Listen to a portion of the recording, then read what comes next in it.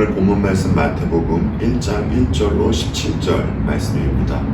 마태복음 1장 1절로 17절 말씀에서 1절 말씀과 17절 말씀만 함께 보겠습니다. 하나님의 말씀입니다.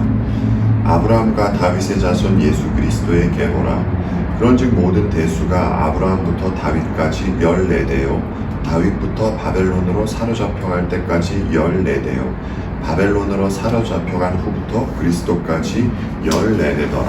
아멘. 오늘은 마태복음에 관한 서론 시간을 갖겠습니다. 신약을 여는 첫 번째 책이 마태복음입니다. 마태복음을 누가 저술했을까라고 했을 때 마태복음 안에 마태 자신이 이 복음서를 기록했다는 내용은 없습니다. 그런데 많은 학자들이 여러 증거를 통해서 마태복음의 저자는 마태라고 의견을 모으고 있습니다. 이유는 이와 같기 때문입니다. 복음서 중에서 구약 인용이 가장 많은 복음서가 마태복음입니다. 뿐만 아니라 마태복음에는 유대인들에게 익숙한 지리와 관습들이 곳곳에 실려 있습니다. 이로 보아서 우선 기록자는 유대인일 것이라는 추측을 할 수 있는 것이죠. 그리고 무엇보다 예수님과 아주 가까이 있는 사람만 기록할 수 있는 주님의 행적들이 마태복음에 묘사되어 있습니다. 이런 이유 때문에 유대인으로서 예수님과 가까이 있던 마태라고 생각하는 것이고요. 또 그리고 1세기에 히에라폴리스 감독으로서 파피아스라는 분이 계셨는데 이분이 이런 말씀을 하셨습니다.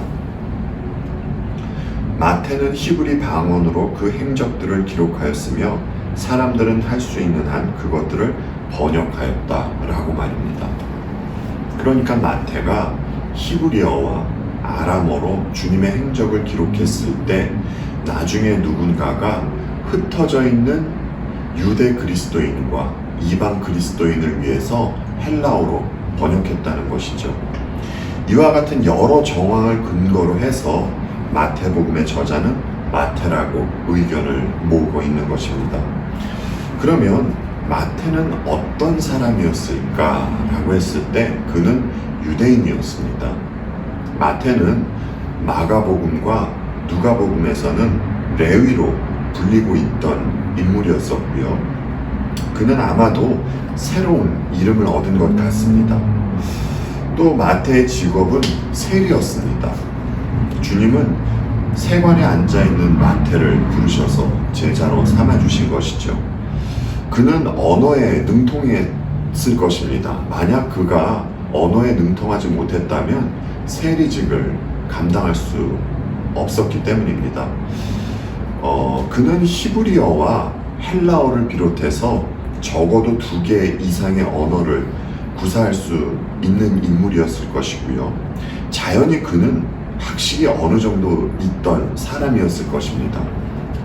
그리고 어떤 사건과 사고를 보고 그것을 기록하는 데 있어서 능숙했던 인물이었을 것입니다. 우리가 복음서를 보면 그 복음서에 나타난 그 제자들의 그 공통점을 보게 되는데 이 모습이 마태에게도 나타나게 됩니다. 제자들은 주님이 부르셨을 때 어떠한 머뭇거림이 없었다는 것입니다. 그 자리에서 바로 응하고 주님을 따르는 모습이 제자들에게 있었습니다. 마태는 무엇인가를 판단하고 결단하는 데 있어서도 빠른 결단을 내리는 그런 인물이었죠. 그리고 또 마태복음이 쓰여진 연대는 주후 65년에서 70년경으로 추정하고 있습니다. 그리고 또 다른 복음서와는 달리 이 마태복음에만 있는 독특한 점이 있는데요. 이런 것이 마태복음의 독특한 점입니다. 아까 말씀드렸듯이 마태복음은 다른 복음서들에 비해서 구약 인용이 많은 복음서입니다. 특별히 메시아 예언에 대한 말씀이 많이 인용되어 있습니다. 마태가 강조하고 싶은 것은 구약의 메시아 예언은 예수 그리스도로 말미암아 성취가 되었다는 것을 강조하고 싶은 것이죠. 그래서 마태복음 안에는 10곳에서 이런 말씀이 나옵니다. 이는 선지자를 통하여 하신 말씀을 이루려 하심이라. 이 중에서 여러분과 한 곳을 보겠습니다. 이사야서 7장 17절 말씀입니다. 그러므로 주께서 친히 증거를 너희에게 주실 것이라. 보라, 처녀가 잉태하여 아들을 낳을 것이요 그의 이름을 임마누엘이라 하리라. 마태복음 1장 22절로 23절 말씀입니다. 이 모든 일이 된 것은 주께서 선지자로 하신 말씀을 이루려 하심이니, 이르시되 보라, 처녀가 잉태하여 아들을 낳을 것이요 그의 이름은 임마누엘이라 하리라 하셨으니, 이를 번역한즉 하나님이 우리와 함께 계시다 함이라. 아멘. 그렇죠? 마태는 이사야의 예언이 예수 그리스도로 말미암아 성취가 되었다는 것을 보여주고 있는 것입니다.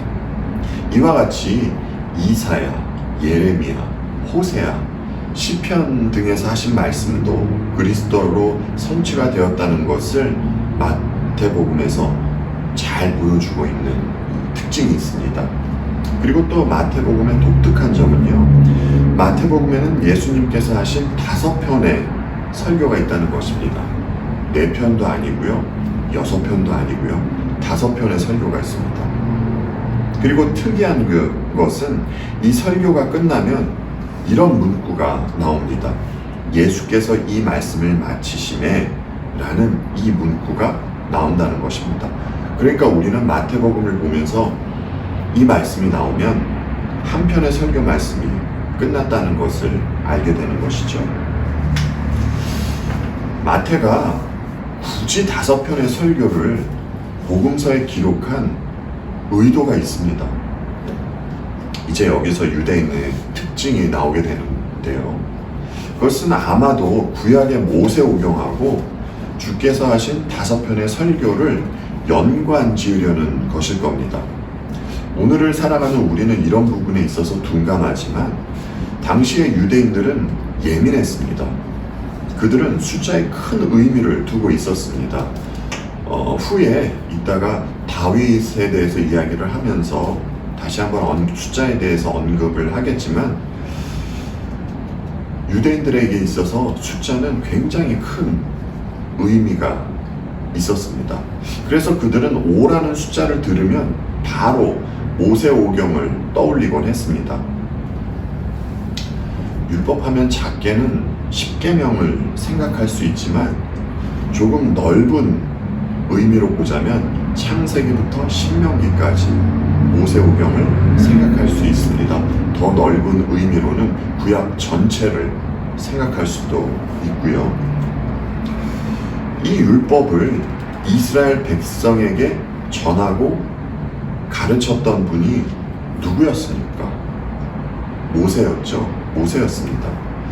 구약에서 모세가 백성에게 율법을 주고 가르쳤다면, 이제 신약에서 새로운 계명을 주시는 분은 예수님이시다 라는 것을 구약의 모세오경과 주님의 이 5편의 설교를 연관지어서 나타내려는 의도가 마태에게 있는 것입니다. 그리고 또 마태는 다윗을 굉장히 강조를 해서 이야기를 합니다. 마태복음에는 예수님을 특별히 다윗의 후손으로 소개하는 곳이 많이 있습니다. 마태는 구약의 이 부분을 염두에 두고 다윗의 후손을 강조하고 있는데, 우리 함께 사무엘하 7장 11절로 17절 말씀을 보겠습니다. 이전에 내가 나의 백성 이스라엘에게 사사들을 세워준 때와는 달리 내가 너를 너의 모든 원수로부터 보호하여서 평안히 살게 하겠다.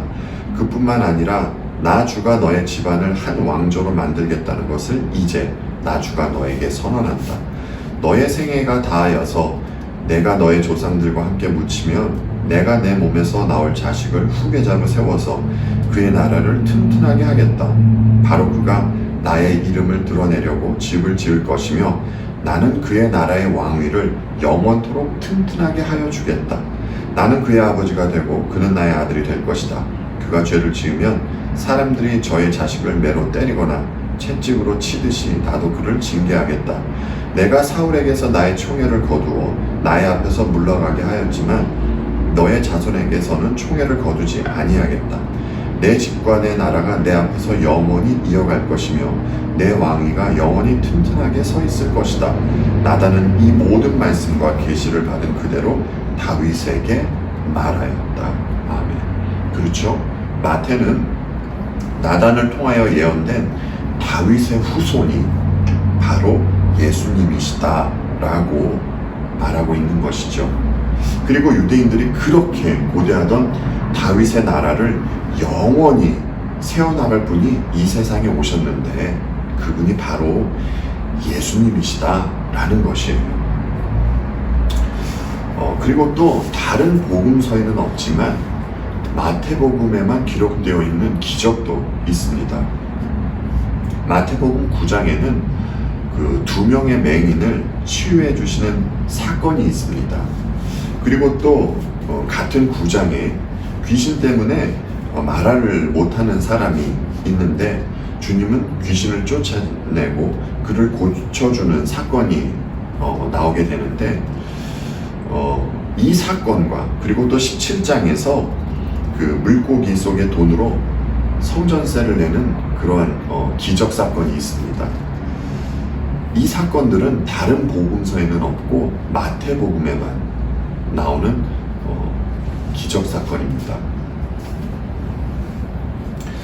지금까지 말씀드렸던 내용이 마태복음의 독특한 점입니다.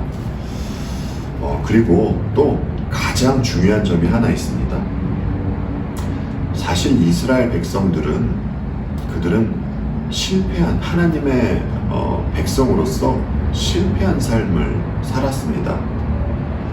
실패한 이스라엘의 삶을 주님은 다시 승리한 삶으로 살아내신다는 것입니다. 다른 복음서와는 달리 마태복음은 이 모습을 잘 보여주고 있습니다. 그래서 저와 여러분은 이 부분을 눈여겨서 잘 봐야 하는 것입니다.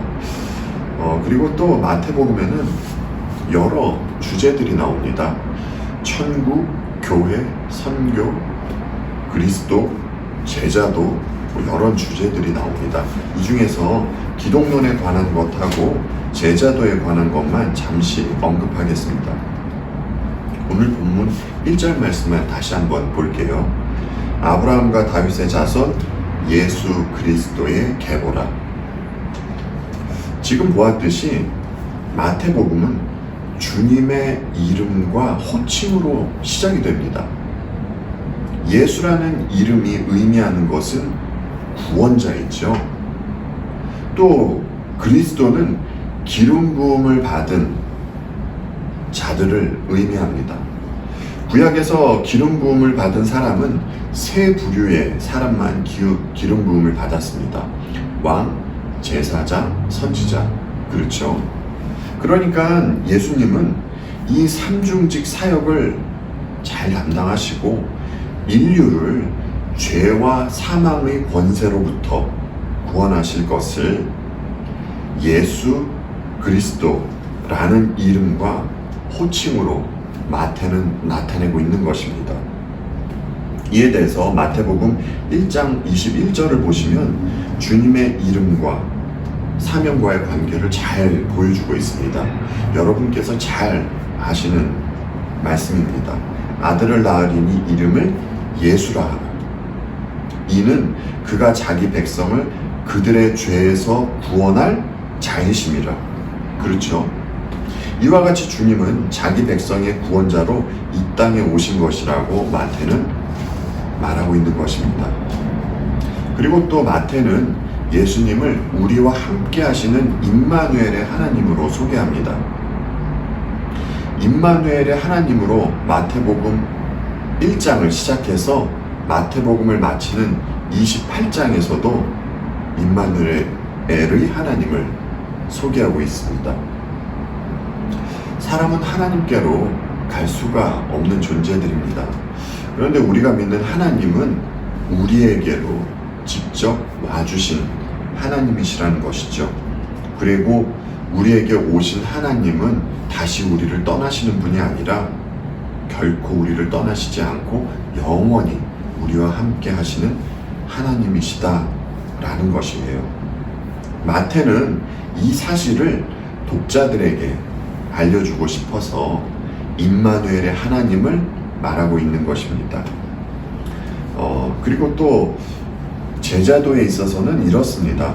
마태복음 10장에는 12제자가 세움을 받는 장면이 있습니다. 구약에서 12지파가 있었다면 신약에서는 12제자가 있지요. 훗날 이들은 예수 그리스도를 전하고 새로운 언약 공동체로서 교회의 기초를 형성하는 역할을 하게 됩니다. 그런데 제자들에게 박해가 따랐습니다. 사탄은 제자들이 마음껏 복음을 전하도록 놓아두지 않았던 것이었죠. 마태복음 10장 27절에서 주님은 제자들에게 이런 말씀을 하셨습니다. 세 번역으로 한번 함께 보겠습니다.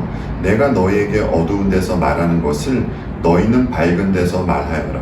너희가 귓속말로 듣는 것을 지붕 위에서 외쳐라. 아멘.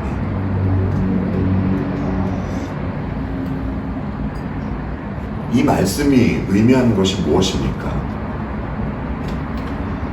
말씀을 전함에 있어서 어려움이 있을 것이지만 마땅히 두려워해야 할 분을 두려워하면서 힘있게 말씀을 전하라는 것입니다. 이것이 그리스도의 제자가 지니고 있어야 하는 마음가짐인 것이지요. 그리고 예수님은 제자들에게 어린아이와 같이 자기를 낮추는 사람이 천국에서 큰 자라고 말씀하십니다. 어린아이는 아무런 지위가 없는 존재입니다. 그리고 어린아이는 힘없고 약한 자를 상징합니다. 주님의 말씀이 제자들은 이 땅에서 이런 어린아이와 같은 모습이 나타나게 된다는 것입니다. 뿐만 아니라 제자들은 스스로도 낮아지기 위해서 힘써야 한다는 것이죠. 그러니까 마태가 말하는 제자는 마땅히 두려워해야 할 분을 두려워하면서 주님만을 의지할 때 낮아지고 겸손하게 된다는 것입니다. 이 모습은 예수님의 12제자에게만 해당되는 것이 아닙니다. 사도들의 가르침에 따라 예수님을 믿으며 오늘을 살아가는 저와 여러분 모두에게도 해당이 되는 것이죠. 그리고 우리가 심각하게 생각해야 할 사안이 있습니다. 마태복음 5장부터 7장에는 산상설교의 장면이 있습니다. 예수님은 하나님 나라의 백성들이 이 땅에서 어떻게 살아야 하는지에 대해서 말씀해 주십니다. 그런데 여러분께서 보셔서 아시겠지만 주께서 해주신 윤리적 말씀이 윤리적 수준이 굉장히 높습니다. 그래서 주님의 말씀에 따르려면 원수도 사랑해야 되고 내가 오른뺨을 맞으면 왼뺨도 내주어야 하고 이런 모습이 나타나야 합니다. 주님은 제자들에게 이 모습을 원하시는 것이죠. 그리고 또 심지어 이런 말씀도 하셨습니다. 마태복음 5장 20절 말씀 함께 보겠습니다. 내가 너에게 이르노니 너희 의가 서기관과 바리새인보다 더 낫지 못하면 결코 천국에 들어가지 못하리라 라는 말씀을 하셨습니다. 어찌 보면 바리새인들의 의는 인간의 기준으로 봤을 때 최정점에 올라있는 의일 것입니다. 그런데 주님은 이들의 의보다 낫지 못하면 결코 천국에 들어가지 못한다고 말씀하시는 것입니다. 하나님의 백성은 하나님께서 베풀어 주신 사랑과 은혜를 깨달으면서 주께서 말씀하신 행위가 나오는 것입니다. 모든 인간은 하나님과 원수된 자들입니다. 모든 인간은 하나님으로부터 진노의 대상입니다. 그럼에도 불구하고 주께서 어떤 무리를 구원하시기 위해서 십자가에서 뺨을 맞으시고 당신의 원수를 구원해내지 않으십니까? 우리는 주님 안에서 점점 이 자리로 가게 되는 것입니다. 어떻게 원수를 사랑할 수 있습니까? 자기가 죽어야 가능합니다. 주님의 십자가 은혜가 이 일을 가능하게 하는 것입니다.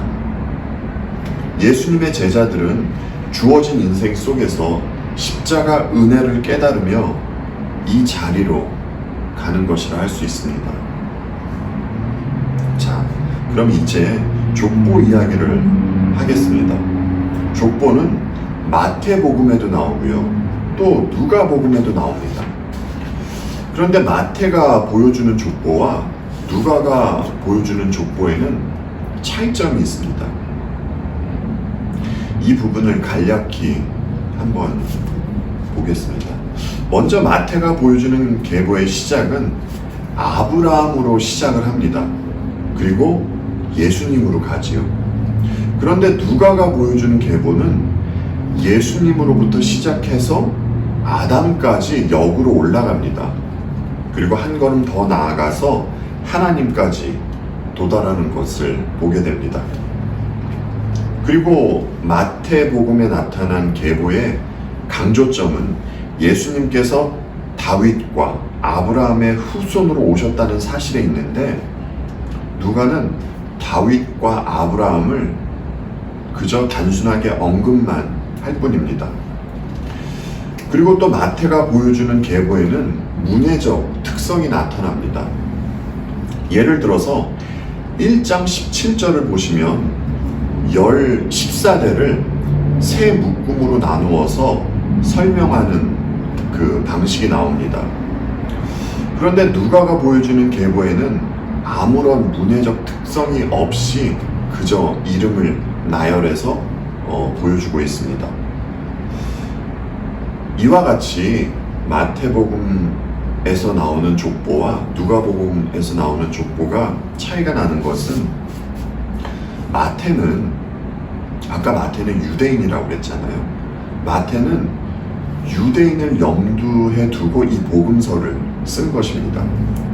그래서 유대인 독자들을 생각해서 예수 그리스도만이 유대인의 왕이다 라는 사실을 강조하기 위한 것일 겁니다. 그리고 또 누가는 이방인 독자들을 생각을 해서 예수 그리스도께서 온 인류를 구원하기 위하여 오신 메시아이다 라는 것에 강조점이 있는 것 같습니다. 그러면 마태복음의 계보를 한번 살펴보겠습니다. 마태복음은 특이하게도 예수님의 계보로 시작을 하게 됩니다. 1절 말씀만 또다시 한번 더 볼게요. 아브라함과 다윗의 자손 예수 그리스도의 계보라. 계보는 시작, 기원, 족보 등을 나타낼 때 쓰여지는 단어입니다.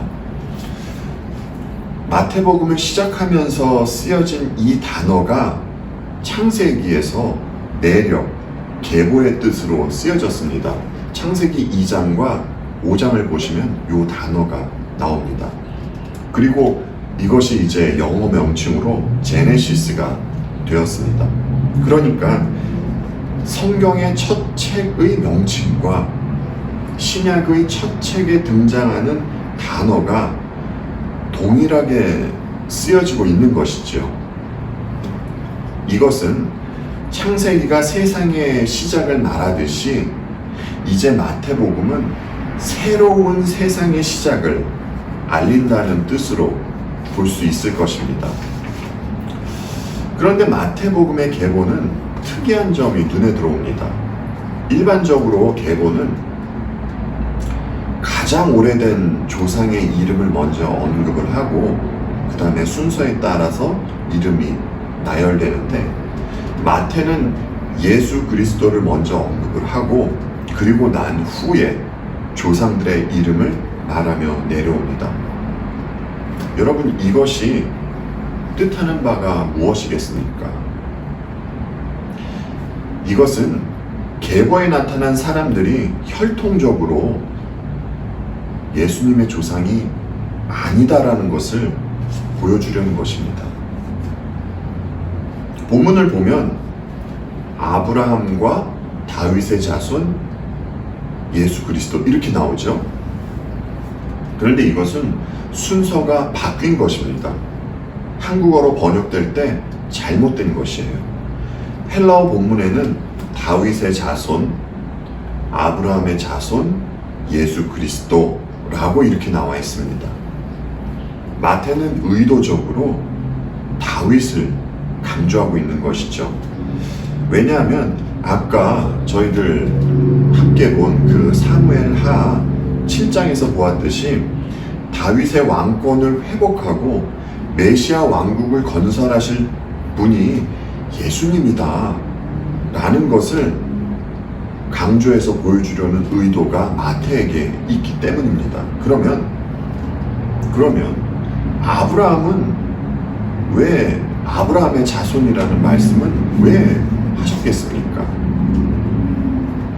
이것에 대해서 창세기 13장 14절로 16절 말씀을 좀 함께 보겠습니다. 롯이 아브라함을 떠난 후에 여호와께서 아브라함에게 이르시되 너는 눈을 들어 너 있는 곳에서 북쪽과 남쪽 그리고 동쪽과 서북쪽을 바라보라. 보이는 땅을 내가 너와 내 자손에게 주리니 영원히 이르리라. 내가 내 자손이 땅의 티끌 같게 하리니 사람이 땅의 티끌을 능히 셀 수 있을진데 내 자손도 세리라. 아멘.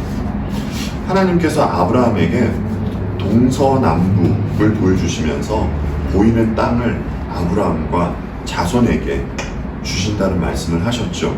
이때는 이삭이 태어나기도 전입니다. 이 자손에 대해서 신약 갈라디아서는 이렇게 말씀을 해주십니다. 갈라디아서 3장 16절 말씀입니다.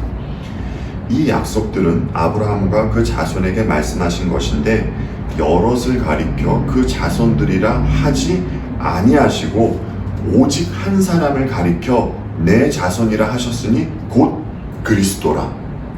아멘. 우리는 보통 자손이라 하면 여럿, 복수를 생각하지 않습니까? 그런데 창세기에서 말씀하셨던 자손은 여럿이 아니라 한 분, 예수 그리스도를 가리키고 있던 것이었습니다. 그러니까 마태가 다윗과 아브라함을 강조하고 있는 것은 하나님께서 그들과 한 약속, 언약이 어떻게 성취되었는가를 보여주기 위함인 것이었죠. 그러면 이 본문에 나와 있는 이 계보를 한 묶음씩 살펴보면서 말씀을 이어나가도록 하겠습니다.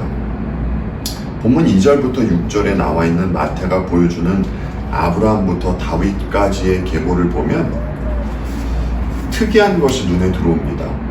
이 계보 안에 이방 여인이 나와요. 4명이나 말입니다. 일반적으로 유대인들의 계보에는 남자들의 이름만 나오고 여자들의 이름은 없습니다. 더욱이 이방 여인의 이름이 계보에 온다는 것은 상상조차 할 수 없는 일입니다. 그럼에도 불구하고 마태는 이방 여인의 이름을 기록하죠. 누가복음의 계보에도 여성분의 이름은 올라와 있지 않습니다. 그러면 마태복음에 나와 있는 이 여인들은 누구입니까? 다말, 라합, 룻, 그리고 우리아의 아내이죠. 밧세바를 말하는 것이죠. 다말은 가나안 여인입니다. 그리고 그녀는 어떤 음모를 꾸며서 시아버지와 잠자리를 가졌던 여인이었죠. 라합은 여리고 출신의 여인이면서 기생이었습니다. 창기였던 것이었죠. 룻은 모압 여인으로서 원래 남편이 있던 여인이었지만 남편과 사별을 하고 훗날 보아스와 재혼을 했던 여인이었고요. 그리고 또 우리아의 아내는 다윗과 간음을 한 여인입니다. 이들 모두 다 평범하지 않은 여인들입니다. 그럼에도 불구하고 그리스도의 계보에 이들의 이름이 올라와 있는 것이죠. 만약 마태가 예수님의 계보에 여인의 이름을 올리고 싶었다면 굳이 이분들이 아니더라도 사라, 라헬, 리브가 이런 분들의 이름을 넣어도 되는 거 아니겠습니까? 그런데 마태는 죄 많은 이방 여인의 이름을 끌어다가 그것도 주님의 계보에 떡하니 올려놓고 있는 것입니다. 이것도 마태는 어떤 의도를 갖고 이렇게 한 것으로 보여집니다. 이 여인들의 이름을 올림으로써 하나님께서 이방인, 죄인, 구원에 있어서 아무런 힘도 없고 근거가 없는 여인마저도 사랑해 주시고 구원해 주실 것이다 라는 것을 시사하고 있는 것으로 보여집니다. 그리고 또 둘째 묶음에는요, 본문 6절로 16절에는 다윗부터 바벨론으로 끌려갈 때까지의 계보를 보여주고 있습니다. 요시아는 바벨론으로 끌려갈 때 유다의 왕이었습니다. 이때는 이스라엘의 암흑기라 할 수 있습니다. 그리고 또 둘째 묶음에 등장한 왕들 중에는 선한 왕이 있는가 하면 그렇지 않고 악한 왕들도 있습니다. 사실 다윗부터 요시아까지는 20명의 왕들이 있었습니다. 그런데 마태는 그들 중에서 의도적으로 6명을 빼고 의도적으로 14라는 숫자를 맞춘 것이죠. 빠진 6명의 왕들 중에는 우상 숭배를 하다가 죽임을 당한 왕들도 있고요. 또 강제로 폐위를 당한 왕들도 있습니다. 마태는 왕들을 통해서 인간들의 악함을 드러내고 그럼에도 불구하고 언약을 반드시 이루시는 신실하신 하나님을 나타내고자 하는 것이죠.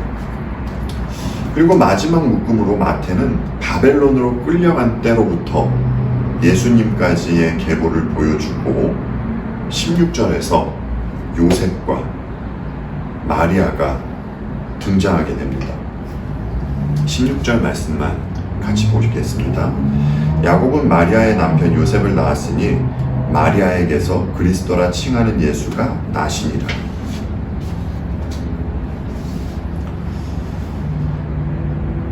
여기서 눈여겨볼 점은 마태는 요셉에게 방점을 두는 것이 아니라 마리아에게 방점을 두고 말하고 있습니다. 혈통적으로 요셉은 예수님의 아버지가 아니었습니다. 마태는 요셉이 아닌 마리아에게서 태어났다는 사실을 분명히 밝히고 있습니다. 따라서 우리가 알 수 있는 사실은 마태복음의 족보는 예수님의 혈통을 나타내려는 족보가 아니라는 것이죠. 마리아는 처녀입니다. 주님은 마리아라는 처녀의 몸을 빌어서 이 땅에 오신 것이죠. 이에 대한 증거도 있습니다. 조금 전에 함께 본 본문 16절 말씀의 그 끝을 보시면 나시니라 라는 어구가 나옵니다. 원래 이 말이 의미하는 것은 초자연적인 방식으로 태어나다 라는 것입니다. 그러니까 마태는 예수 그리스도의 탄생이 자연적인 행위로 된 것이 아니라 하나님에 의한, 하나님께서 목적을 하셔서 초자연적인 하나님의 행위로 주님이 오시게 된 것이다 라는 것을 의도적으로 강조해서 말하고 있는 것입니다. 그러면 17절에서 마태는 왜 14대씩 세 묶음으로 나누어서 족보를 만들었겠습니까? 어떤 학자들은 마태가 이렇게 한 이유는 완전수 7 곱하기를 해서 세 개로 나눈 것이다 라고 말씀을 하시는 분도 있는데요. 그러나 마태에게는 다른 의도가 있는 것 같습니다. 아까 제가 말씀드릴 때 유대인들은 숫자에 민감했다고 말씀을 드렸죠. 당시에는 게마트리아라고 해서 글자에다가 숫자를 매기는 유대인들의 관행이 있었습니다. 그런데 이 관행에 따라서 다윗의 히브리어 자음을 숫자로 계산을 한 다음에 계산한 값을 합하면 14가 됩니다. 그러면 다윗을 강조해서 이 계보가 작성이 되었다면 마태는 이 관행을 따라서 14대씩 세 구조로 나눈 것이라 예측할 수가 있는 것이지요. 결론적으로 마태가 예수님의 계보를 나타낸 것은 구약에서 약속된 메시아가 예수 그리스도라는 것을 나타내기 위함입니다. 너희들이 그렇게 기대하고 갈망하던 메시아, 다윗의 왕권을 회복할 메시아가 바로 이분이다 라는 것이지요. 그러면 마태가 보여준 이 계보를 보면서 우리는 어떤 마음가짐을 가져야 하겠습니까? 이 계보가 나오면 또 계보네 하고 건너뛰거나 아니면 성경책을 덮어야 하겠습니까? 우리는 마태복음에 기록되어 있는 이 예수님의 계보를 보면서 인간의 어떠함에 상관없이 약속을 반드시 지키시는 신실하신 하나님을 봐야 되는 것입니다. 우리의 구원이 이토록 신실하신 하나님의 손에 있구나 라는 것을 보아야 하는 것입니다. 이런 것을 볼 때 우리에게 구원의 확신이 있게 되는 것입니다. 그리고 또 아까 창세기에서 아브라함에게 말씀하셨던 자손이 누구였습니까? 바로 우리 주님 예수 그리스도이셨죠. 이 자손으로 말미암아 하나님의 백성들이 참된 복을 얻게 되는 것이죠. 이 자손이 예수 그리스도가 우리의 참되고 영원한 복이라는 것입니다. 여러분, 복은요, 즐기고 또 누리라고 주어지는 것입니다. 따라서 우리는 우리의 삶 가운데서 그리고 또 영원토록 주님을 즐기고 누리는 일에 삶의 초점을 맞추어야 할 것입니다. 이제 앞으로 마태복음을 강해해 나갈 것입니다. 강해하는 횟수가 늘어날수록 우리 모두 예수 그리스도를 더욱 알아가고 또 그분을 더욱 사랑하고 뿐만 아니라 주님을 닮아가는 저와 여러분이 되기를 진심으로 바랍니다.